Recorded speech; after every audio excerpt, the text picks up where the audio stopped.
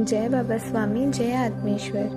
पुण्य आत्मा अवतरण के हमारे इस ग्रंथ पठन के सत्र में मैं आप सबका पूर्ण हृदय से स्वागत करती हूँ। ग्रंथ पठन की शुरुआत हम गुरु आह्वान से करते हैं।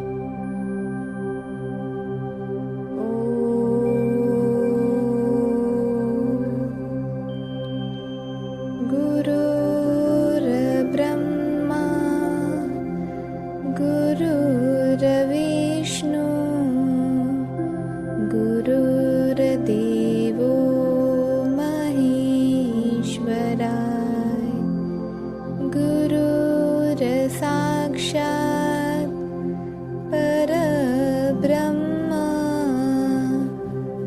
तस्मै श्री गुरवे नमः।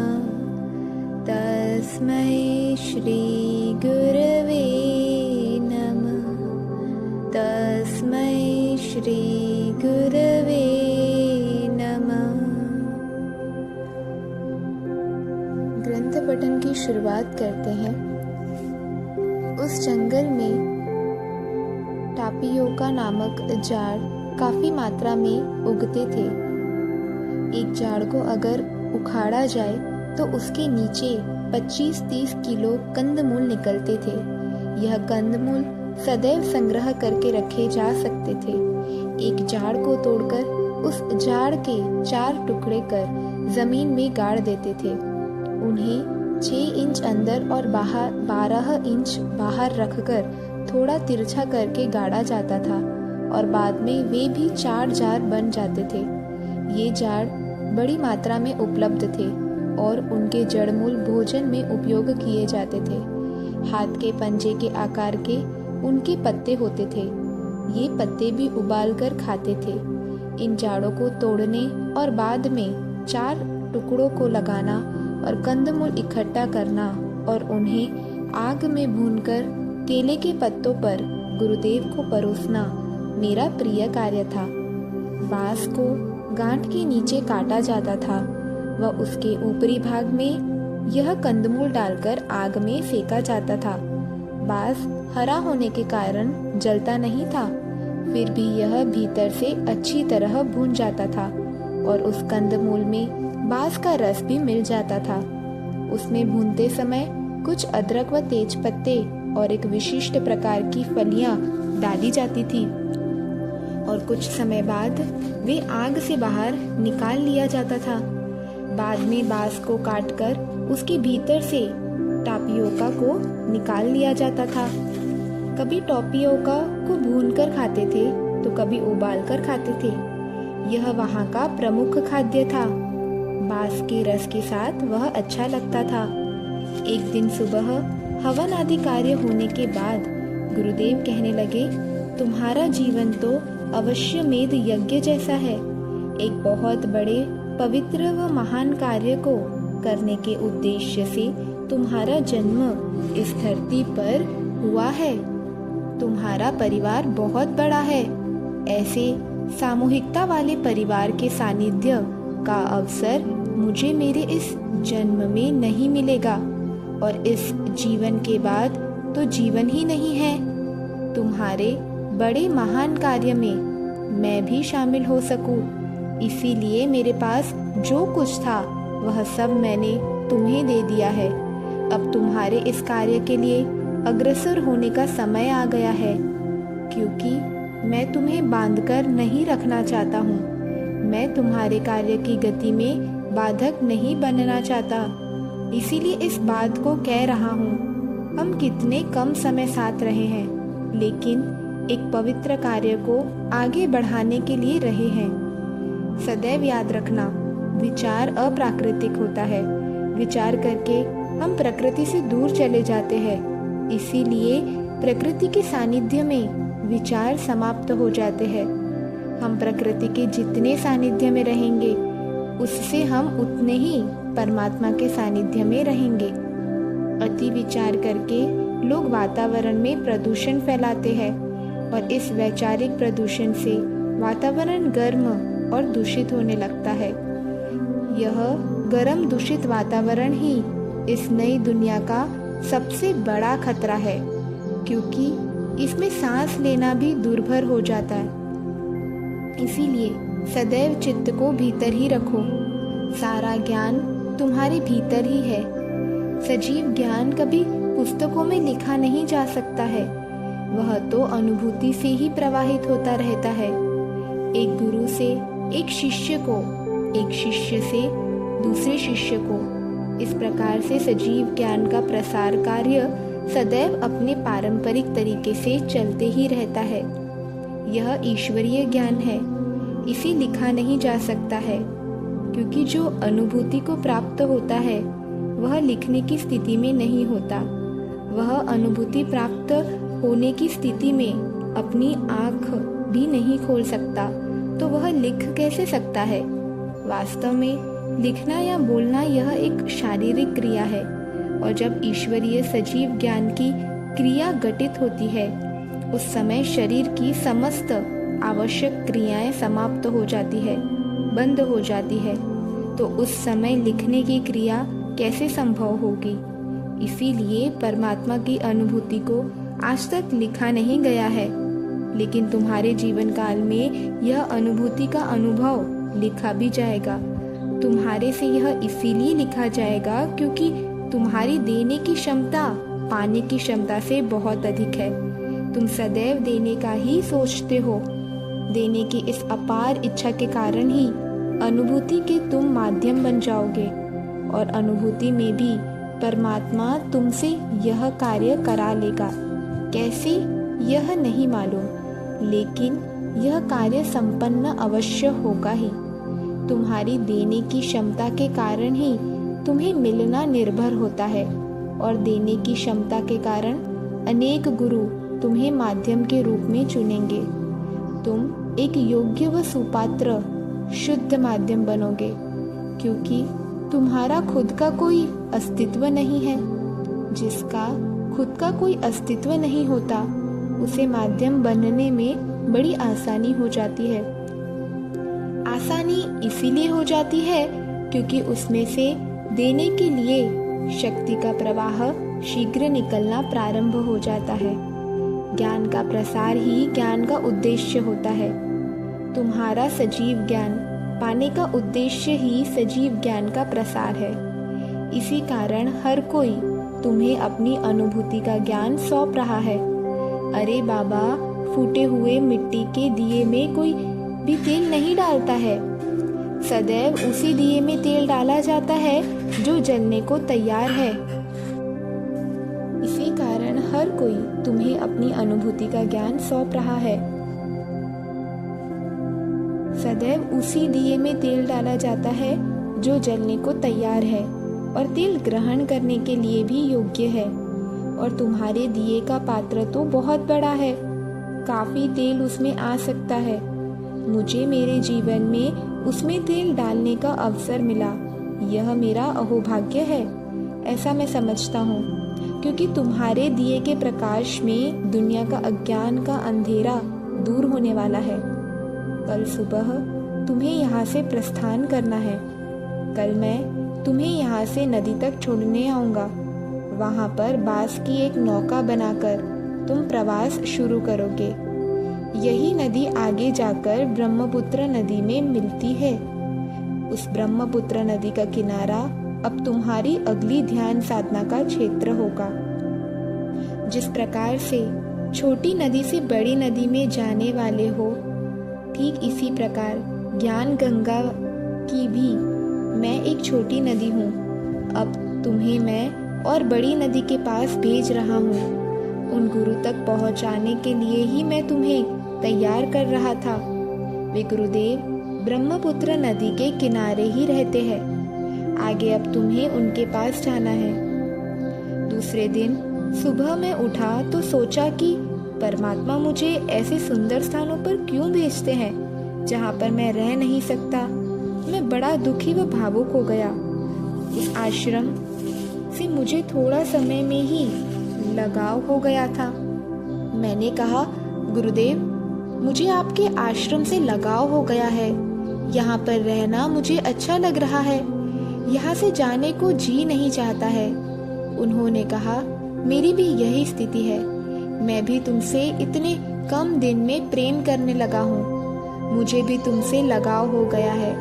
तुम्हारी विनम्रता व दूसरों को ज्ञान बांटने की इच्छा से मैं बड़ा प्रभावित हो गया हूँ। लेकिन तुम्हारी और मेरी भावनाओं से बढ़कर गुरु कार्य है, जो गुरुओं ने मुझे व तुम्हें इसी विश्वास के साथ सौंपा है कि तुम इस ज्ञान का प्रचार करोगे, प्रत्येक मनुष्य मात्र तक पहुंचाओगे।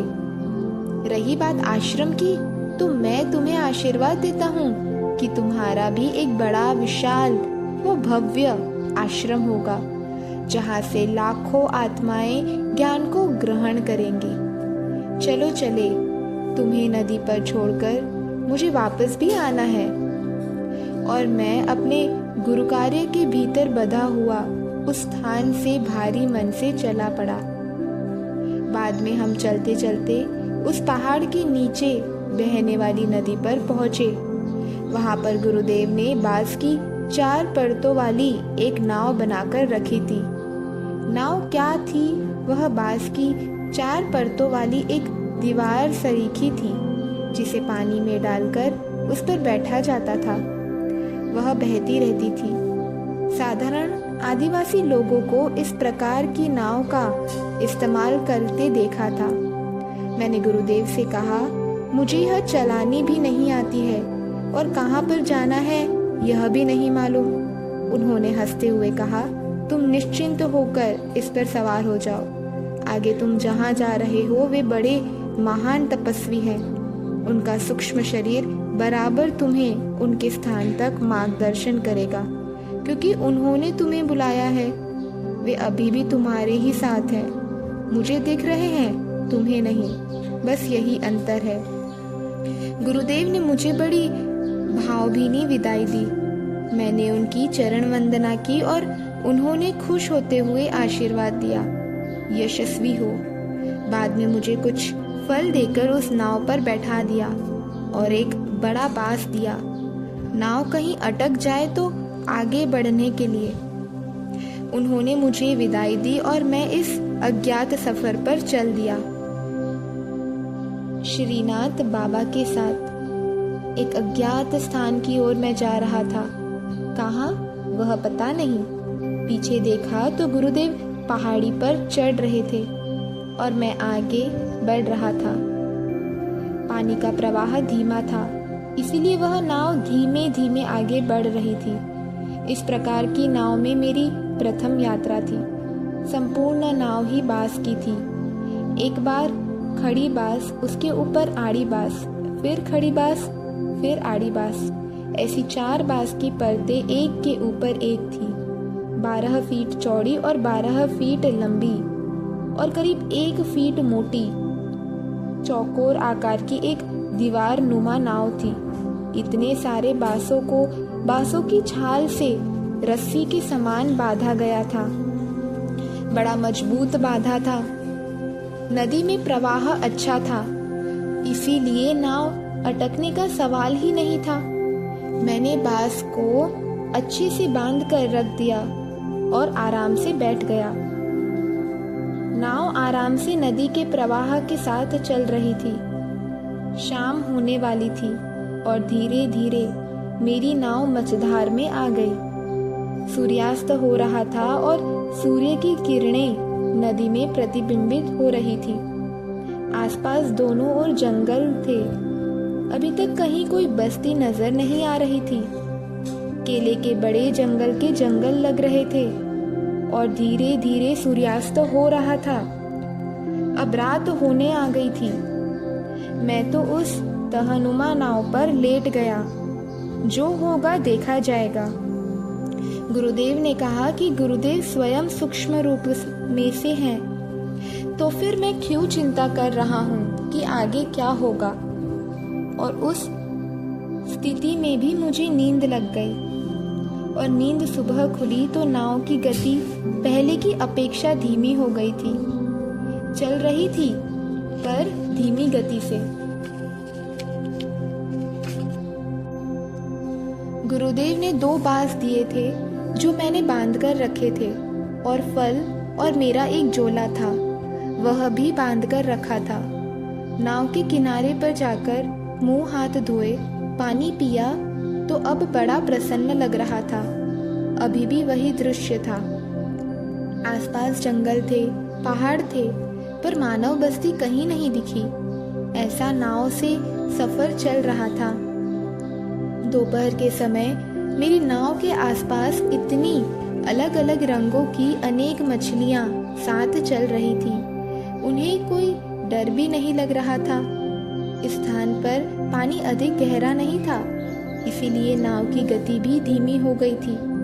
लेकिन पानी इतना साफ था कि नीचे से जाने वाली मछलियां, पत्थर जो अलग अलग आकार व रंग के थे, वे सब बड़े सुंदर लग रहे थे। अब दोपहर की गर्मी पड़ी, जोर से पड़ रही थी। कल बादल थे तो उतना पता नहीं चला, पर आज धूप थी, आज तेज धूप थी। ऐसा लगा इसी को जीवन कहते हैं, जो धूप और छाव जैसे बदलते रहता है। मनुष्य को दोनों परिस्थितियों में रहना सीखना चाहिए। मैं कल से अकेला सफर कर रहा था, लेकिन पता नहीं कभी ऐसा नहीं लगा कि मैं अकेला हूँ। ऐसा लगा सदैव गुरुदेव मेरे साथ ही सफर कर रहे हैं और वे कह रहे हैं, अरे प्रत्येक आत्मा इस जगत में अकेली ही आती है और इसी प्रकार अकेली ही सफर करती है। आत्मा सदैव अकेले ही सफर करती रहती है, वह कभी किसी के साथ नहीं होती है। जो साथ होता है वह शरीर होता है। शरीर से ही सब भोग है, शरीर के ही सब रिश्ते हैं। शरीर भी नाशवान है, इसीलिए इस शरीर के रिश्ते भी नाशवान होते हैं। कभी नए रिश्ते बनते हैं, कभी पुराने रिश्ते छूट जाते हैं। कई पुराने रिश्तेदार साथ छोड़कर आगे चले जाते हैं, कई नए रिश्तेदार जीवन में आ जाते हैं। सब रिश्तों की धर्मशाला चलती ही रहती है। शरीर से बनाए गए रिश्ते शरीर के समान ही नाशवान होते हैं। मनुष्य के सब रिश्ते अशाश्वत होते हैं। आत्मा का एक ही रिश्ता शाश्वत होता है, वह रिश्ता है परमात्मा का, क्योंकि परमात्मा से ही आत्मा का निर्माण हुआ है। आत्मा के परमात्मा उसके सद्गुरु होते हैं, जो आत्मा का निर्माण करते हैं। सद्गुरु आत्मा को जन्म देने वाली माँ है। वह आत्मा और सद्गुरु का रिश्ता जन्मों जन्मों का रिश्ता होता है। यह रिश्ता शाश्वत है, क्योंकि सद्गुरु के बिना आत्मा का जन्म ही संभव नहीं है। इसीलिए जीवन में इस रिश्ते का बड़ा महत्व है। ऐसा शाश्वत रिश्ता अभी तेरे साथ है, फिर साथ कोई है नहीं है, क्या फर्क पड़ता है। ऐसे विचारों में दोपहर कब बीत गई वह पता भी नहीं चला। दिन भर में कोई अन्य नाव या अन्य कोई गांव कभी कुछ नहीं दिखा था। नाव आगे बढ़ रही थी, फिर शाम होने वाली थी। आज पहाड़ी के पीछे दो पहाड़ों के बीच के भाग में सूर्यास्त हो रहा था। वह दृश्य बड़ा ही मनमोहक था। दो पहाड़ों के बीच सूर्यास्त धीरे धीरे हो रहा था। अभी आराम से सूर्य की ओर देखा जा सकता था। मैंने प्रार्थना कर सूर्य देवता को नमस्कार किया और अनायास ही याद आ गई कि मैं कैसे पहाड़ी के शिखर पर बैठकर गुरुदेव के साथ सूर्यास्त देखता था।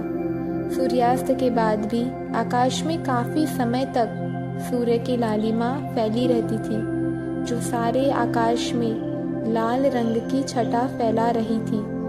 और धीरे धीरे फिर रात हो गई। इस नाव पर यह मेरी दूसरी रात थी। मैं सोच रहा था कितनी दूर जाना है क्या मालूम। अभी तक वह ब्रह्मपुत्र नदी तो आई ही नहीं है, जिसके किनारे पर गुरुदेव का आश्रम है। इनका नाम श्रीनाथ बाबा था। ये बड़े तपस्वी थे और आध्यात्मिक क्षेत्र के बड़े जानकार थे। गुरुदेव ने कहा था, श्रीनाथ बाबा के पास पहुंचकर ही तुम्हारे आध्यात्म ज्ञान की शुरुआत होगी। वे बड़े योगी पुरुष थे। उन्हें कई दैविक शक्तियां प्राप्त थी। उनके बारे में गुरुदेव ने काफी कुछ बताकर रखा था। उसके कारण मेरे मन में भी श्रीनाथ बाबा से मिलने की इच्छा प्रबल हो रही थी और उस तीव्र इच्छा के कारण ही मैं इतना साहसी सफर करने के लिए तैयार हो गया था। कभी तो लगता था कि इस सफर पर भेजने हेतु नाव में बिठाकर पानी में ढकेलने के लिए गुरुदेव ही माध्यम थे, क्योंकि मैं उतना तैयार भी नहीं था कि उन्होंने नाव को धक्का दे दिया था। मानो कि धक्का लगाना ही उनका उद्देश्य था। उन्होंने अगर जबरदस्ती ढकेला नहीं होता तो क्या मैं ऐसी यात्रा करने के लिए स्वयं तैयार होता? कभी भी नहीं होता। हाँ, पानी में ढकेलने के बाद मैं नाव के बीचों बीच बैठा, क्योंकि किनारे पर बैठने पर वजन के कारण नाव झुक जाती थी और उसकी दिशा भी बदल जाती थी। यानी जबरदस्ती बैठाया तो बैठ गया और बैठ गया तो नाव चलाना व संचालित करना सीख गया, जबकि यह कभी किया नहीं था। यानी आध्यात्मिक क्षेत्र में भी एक बार मनुष्य उतर गया तो फिर वह स्वयं भी अभ्यास से मोक्ष का मार्ग बनाकर मोक्ष पा ही लेता है। यानी सद्गुरु कुछ नहीं करते हैं, मैं स्वयं ही अभ्यास से सब साधना पड़ता है। हाँ, इस आध्यात्मिक क्षेत्र में जाने के लिए सद्गुरु एक धक्का मात्र देते हैं। वह अनुभूति का धक्का होता है। अगर वह धक्का न मिले तो कोई स्वयं आध्यात्मिक क्षेत्र में नहीं आ सकता है। यानी आध्यात्मिक मार्ग पर सद्गुरु कुछ करते नहीं हैं, लेकिन यह भी सच है कि सद्गुरु के बिना आध्यात्मिक क्षेत्र में मनुष्य स्वयं कूद नहीं सकता है, क्योंकि इस क्षेत्र में कूदने के लिए एक आध्यात्मिक धक्के की आवश्यकता होती है और आध्यात्मिक धक्का महत्वपूर्ण है भी नहीं भी। आज पूर्णिमा की रात थी। चंद्रमा का प्रकाश बड़ा मददगार सिद्ध हो रहा था। नदी का पानी भी बड़ी हिलोरे मार रहा था। मेरी नाव के आसपास मछलियां पानी से ऊपर कूद कूद कर नृत्य कर रही थी। उन मछलियों के कूदने की स्पर्धा के कारण लगातार विभिन्न आवाजें निकल रही थी। मछलियों के कूदने की आवाजें जोर जोर से सुनाई दे रही थी, क्योंकि बाकी सारा वातावरण एकदम शांत था। पूर्ण नदी में दूर दूर तक चंद्रमा का प्रकाश ही प्रकाश दिख रहा था। दूर दूर तक पानी ही पानी चंद्रमा के प्रकाश में चमक रहा था। मैं मध्य रात्रि तक जाग रहा था और बाद में कब नींद लगी वह पता भी नहीं चला था। सुबह नाव बड़े जोर जोर से हिल रही थी और उससे मेरी नींद खुली। नदी की धारा का प्रवाह नीचे की ओर था। प्रवाह में बड़ी गति आ गई थी और नाव बड़ी जोरों के साथ आगे बढ़ रही थी। सूर्योदय होने वाला था कि मैंने देखा नदी में अचानक बड़ा प्रवाह आ गया और मैं एक समुद्र को सामने देख रहा था। मुझे लगा कि मैं रास्ता भटक गया और ब्रह्मपुत्र नदी की जगह समुद्र में ही आ गया। चारों ओर पानी ही पानी, लहरें भी बड़ी बड़ी उठ रही थी। नाव अटक तो नहीं गई थी पर खूब उछल रही थी। विशेषतः जब पानी ऊपर से नीचे की सतह पर गिरता था तो नाव उछल जाती थी। मैं नाव पर कई बार 2-2 फीट उछल रहा था। मैं नाव से कहीं गिर न जाऊं, इसीलिए नाव के बांसों को लगी रस्सियों को बड़े जोर से के साथ पकड़कर रखा था। कई बार तो नाव 10-10 फीट तक तिरछी हो रही थी और बहुत तेज गति थी। आसपास तो किनारे भी नहीं दिख रहे थे। उतने में पानी का एक जोर का बहाव आया और मेरी नाव ही उलट गई। मैं नीचे और नाव ऊपर थी। मैंने नाव की बाजू में जाकर उसके किनारे की रस्सी को पकड़ने का प्रयास किया तो एक रस्सी जो थोड़ी ढीली थी वह मेरे हाथ में आ गई। नदी का पानी बर्फ के समान ठंडा था और मेरे हाथ में आ गई और वह रस्सी के सहारे भी बह रहा था। चारों ओर पानी ही पानी। एक क्षण तो लगा अब जल समाधि का ही समय आ गया है। इस जीवन में इतना ही कार्य था। अगले जन्म में शायद मैं श्रीनाथ बाबा के पास पहुंचूंगा, क्योंकि प्रवाह इतना तेज था कि रस्सी को पकड़े रहना भी कठिन हो रहा था। उतने में याद आया कि श्रीनाथ बाबा तेरे साथ सूक्ष्म रूप में है, वे ही रास्ता दिखाएंगे। और आश्चर्य की बात थी कि जैसे ही गुरुदेव की बात याद आई और नाव फिर पानी के एक बड़े झटके के साथ सीधी हो गई। मैं फिर नाव पर बैठ गया। अभी पानी का बहाव बड़ा तेज था। मेरे सारे फल बह गए थे, केवल मेरा झोला बांसों में फंसा था। थोड़ा जब ठीक बैठ गया तो देखा वह समुद्र नहीं था, नदी ही थी, लेकिन इतनी विशाल थी कि समुद्र लग रही थी। लेकिन फिर भी मुझे मेरी दाहिनी ओर का किनारा तो दिख ही नहीं रहा था, बाई ओर का तो किनारा भी दिख नहीं रहा था।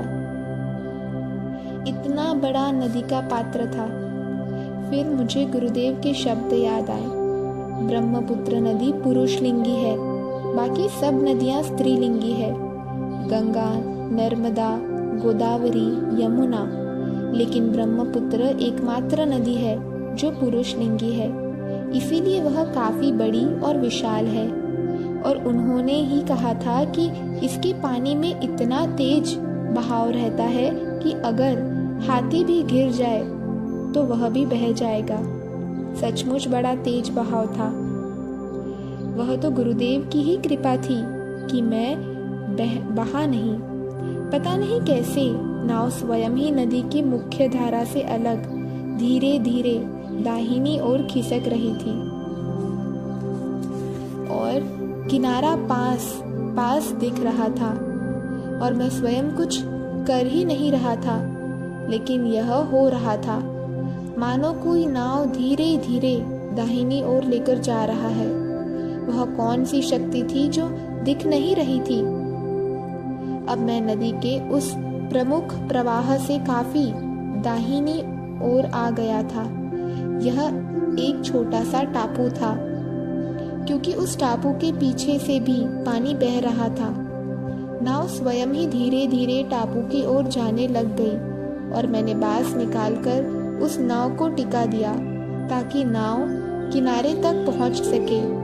मैंने जमीन पर उतरकर नाव को एक वृक्ष के साथ बांध दिया और तब तक शाम होने वाली थी।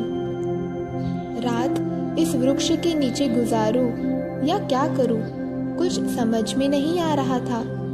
कुछ नहीं, मैंने गीले वस्त्रों को निचोड़ा और थोड़ी देर शांत बैठकर श्रीनाथ बाबा से ही प्रार्थना की। आपकी इच्छा से, आपकी करुणा से मैं यहाँ तक पहुँच गया हूँ। अब आगे का रास्ता भी आपकी ही करुणा में हो, यही प्रार्थना है। प्रार्थना कर शांत बैठ गया तो ऐसा आभास हुआ सामने से कोई आ रहा है। मेरे सामने वाले जंगल से इस प्रकार का आभास हो रहा था। यह मेरा आभास था या सच था, क्या मालूम। मैंने वहीं रुकने का निश्चय किया, क्योंकि इतने घने जंगल में कुछ भी खोजना खतरे से खाली नहीं था। उस स्थान की मुझे कोई जानकारी नहीं थी और मैं शांत चित्त से उसी झाड़ के नीचे बैठ गया। उस सामने वाले जंगल से कोई आता हुआ दिख रहा था, लेकिन कोई आ रहा है ऐसा लग रहा था। सारा वातावरण बड़ा प्रसन्नमय लगने लगा। भीनी भीनी खुशबू आने लगी। सामने से किसी के आने का आभास होने लगा, पर कोई दिख नहीं रहा था। उस आहट का भय बिल्कुल नहीं लग रहा था, लेकिन जिज्ञासा थी कि सचमुच कोई आ रहा है या केवल आभास हो रहा है। वह मेरा केवल आभास नहीं था, सचमुच ही कोई आ रहा था। कदमों के पदचाप पास और पास सुनाई देने लगे और धीरे धीरे मेरा ध्यान उन पादचापों पर ही केंद्रित हो गया, मानो कि पदचाप परिचित व्यक्ति के ही हो। और धीरे धीरे चित्त अनायास ही भीतर जाने लग गया और मेरा शरीर ठंडा पड़ गया, मानो बर्फ हो गया हो। और आंखों की पलकें भारी होने लग गई। मैं आंखें खुली रखना चाह रहा था पर खुली नहीं रख पा रहा था, और सामने ऐसी स्थिति थी कि कोई बादल ही सामने आ गया हो। चारों ओर प्रकाश ही प्रकाश। जय बाबा स्वामी, जय आत्मेश्वर। अब हम सब मिलकर कुछ देर ध्यान में जाएंगे।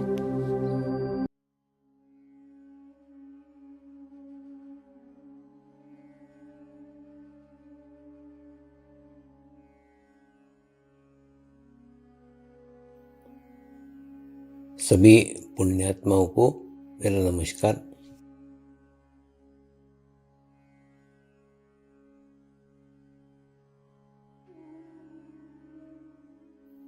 गुरुर्ब्रह्मा गुरुर्विष्णु गुरुर्देवो महेश्वरा, गुरु साक्षात् परब्रह्म तस्मै श्री गुरुवे नमः।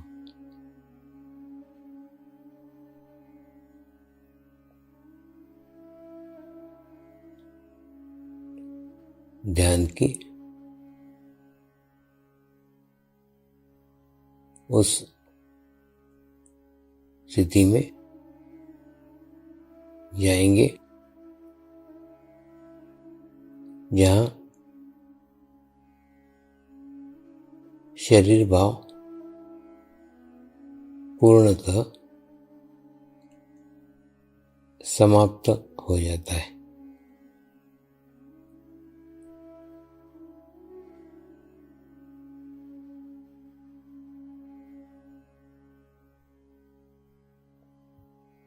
अपने पूरे शरीर को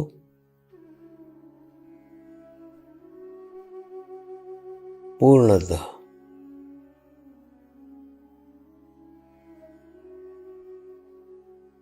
शिथिल छोड़ देंगे, एकदम रिलैक्स हो जाइए।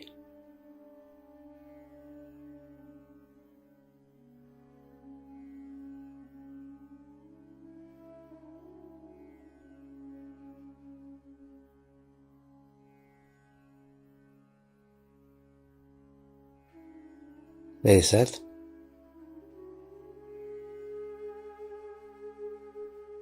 मंत्र का उच्चारण करेंगे।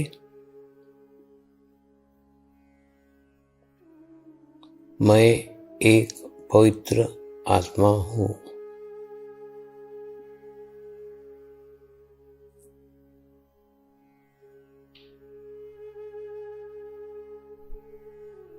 मैं एक शुद्ध आत्मा हूँ।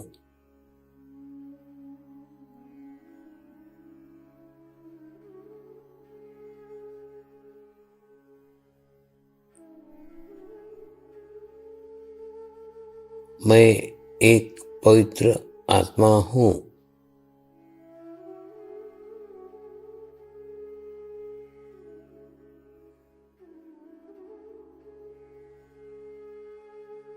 मैं एक शुद्ध आत्मा हूँ।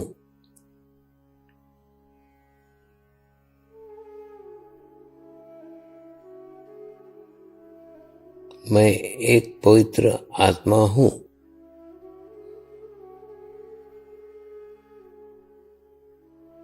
मैं एक शुद्ध आत्मा हूँ।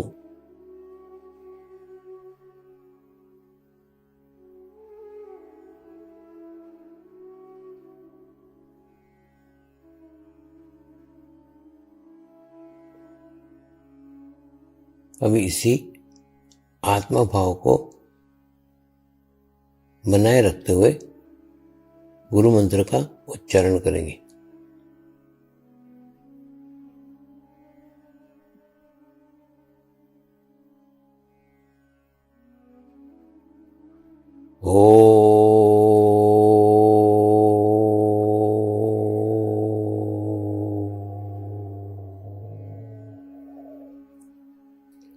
श्री शिवकृपानंद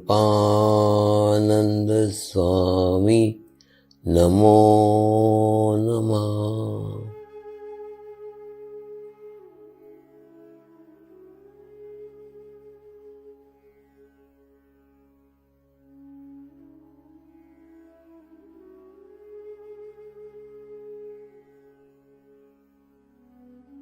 ओम श्री शिवकृपानंद स्वामी नमो नमः।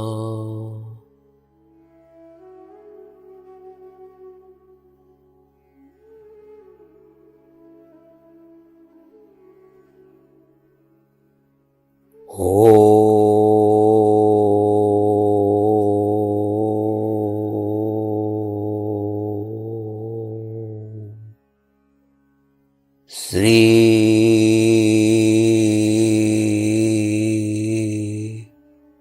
शिवकृपानंद स्वामी नमो नमः।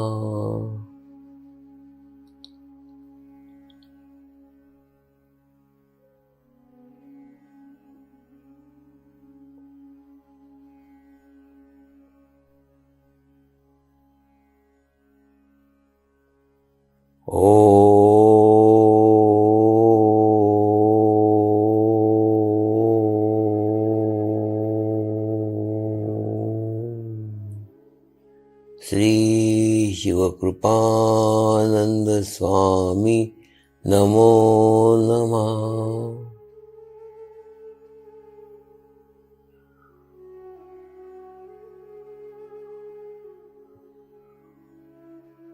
ओम श्री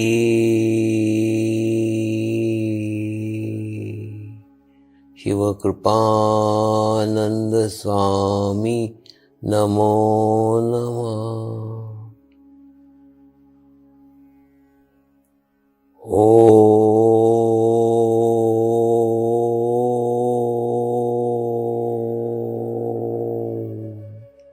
श्री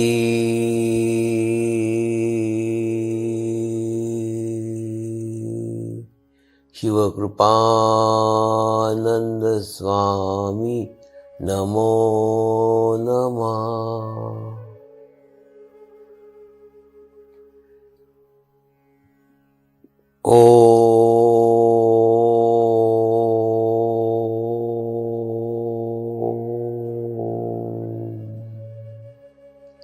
श्री शिवकृपानंद स्वामी नमो नमः।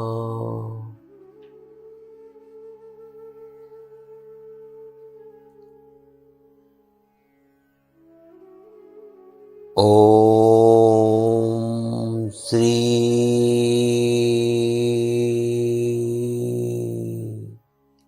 शिवकृपानंद स्वामी नमो नमः।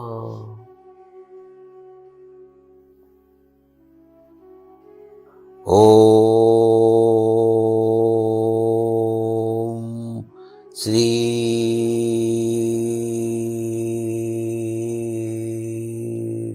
शिवकृपानंद स्वामी नमो नमः।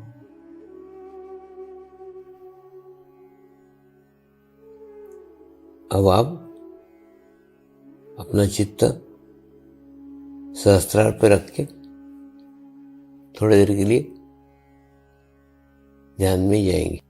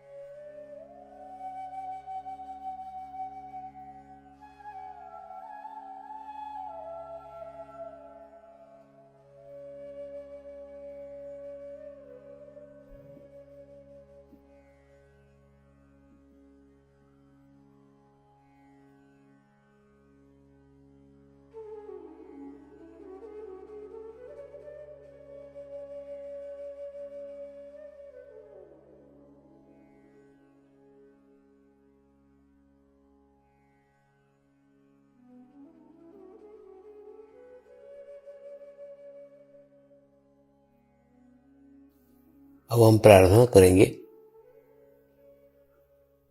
सभी आत्माओं की आत्मोन्नति हो, आध्यात्मिक प्रगति हो। यही हमारी प्रभु से प्रार्थना है। नमस्कार। जय आत्मेश्वर।